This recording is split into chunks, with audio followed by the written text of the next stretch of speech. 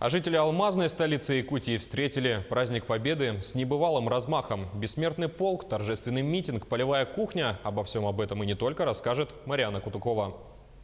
С самого утра жители алмазной столицы несли цветы к памятникам, мемориальным доскам и обелискам.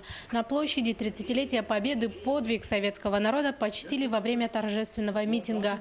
Оттуда свое шествие начал и бессмертный полк. 12 тысяч мирнинцев с портретами родных прошлись по центральным улицам города. Я в третий раз участвую в этой акции. Но это дань памяти моему прадеду. Поэтому для меня это важно. Он полностью прошел войну, что был ранен очень серьезно.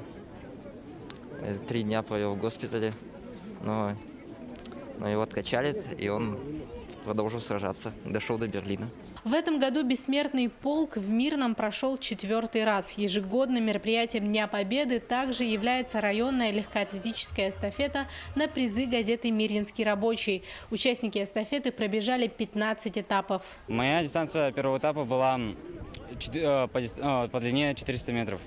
Это было сложно, так как здесь поднимаешься в гору, бежишь, много сил тратится на это. Каждый год проходит вот эта эстафета. Это для нас очень важный день, и мы к нему относимся с уважением и старанием. Большой праздничный концерт, где звучали песни и танцы не только военных лет, но и национальных общин района, завершился фейерверком и всенародным осохаем Победы. Якутский хоровод вел Владимир Семенов, один из многих детей войны. К счастью, война не коснулась моей семьи. Мы жили в охотничьем селе Тойхая. Однако это были трудные времена.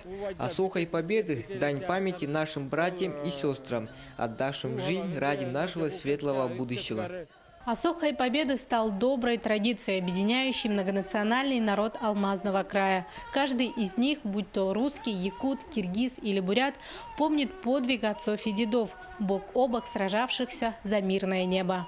Марьяна Кутукова, Евгений Тайтонов, Мирный.